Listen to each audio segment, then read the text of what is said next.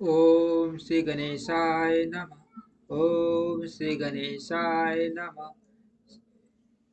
नमः ओम मां सरस्वती नमः। ओम मां सरस्वती नमः।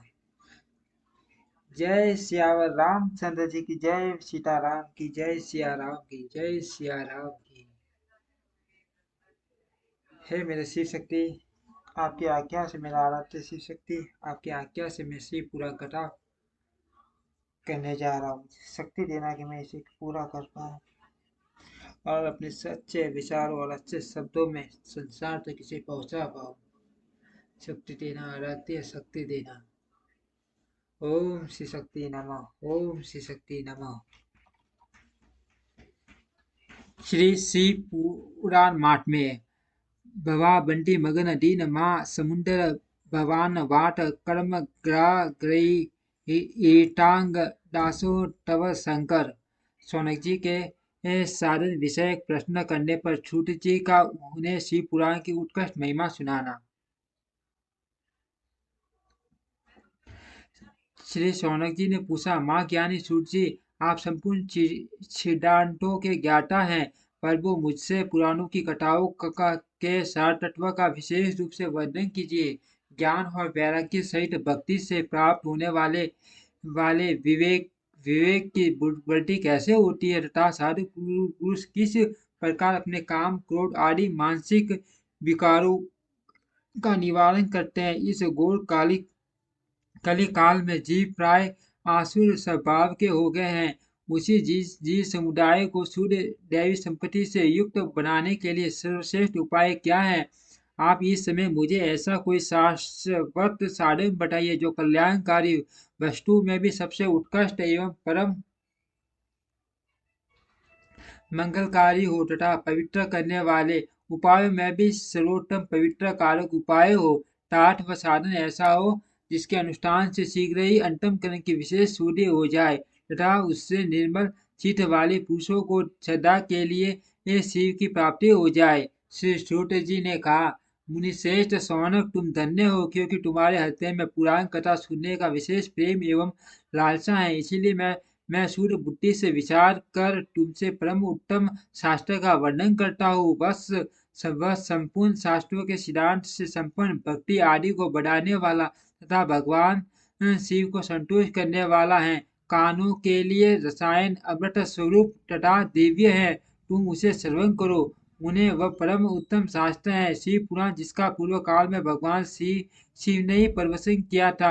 यह काल रूपी सर्प से प्राप्त होने वाले मान टास का विनाश करने वाले उत्तम टास का विनाश करने वाला उत्तम साधन है।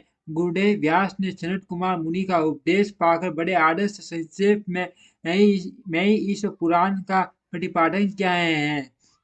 इस पुराण के पन्नयन का उद्देश्य है कलयुग में उत्पन्न होने वाले मनुष्यों के परम हित का साधन।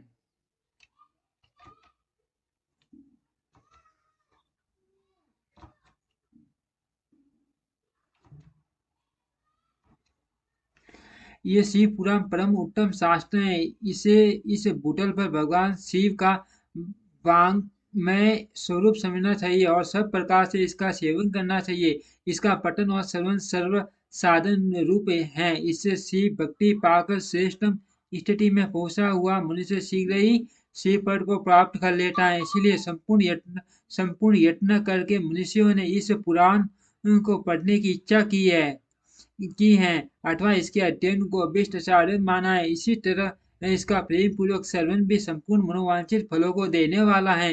भगवान शिव के इस पुराण को सुनने से मनुष्य सब पापों से मुक्त हो जाता है तथा इस जीवन में बड़े बड़े उत्कृष्ट भोगों का उपभोग करके अंत में शिवलोक को प्राप्त कर लेता है। यह शिव पुराण नामक ग्रंथ 24,000 श्लोकों से युक्त है। इसकी 60 संहिता है। मनुष्य को चाहिए कि वह भक्ति ज्ञान और वैराग्य से उत्पन्न हो बड़े आदर्श से इसका श्रवण करे। 60 संहिताओं से युक्त यह दिव्य शिव पुराण ब्रह्म ब्रह्म परमात्मा के समान विराजमान है और सबसे उत्कृष्ट गति प्रदान करने वाला है।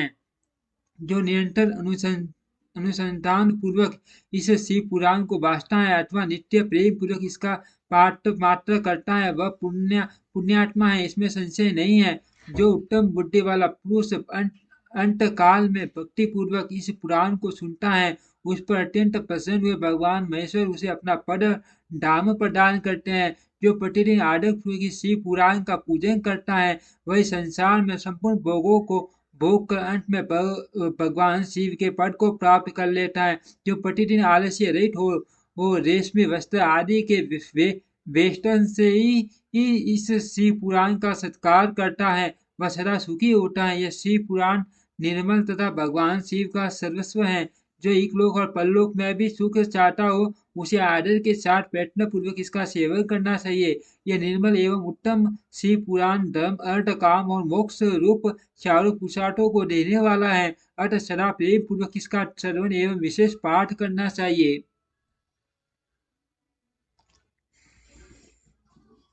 ओम श्री शक्ति नमः। ओम श्री शक्ति नमः।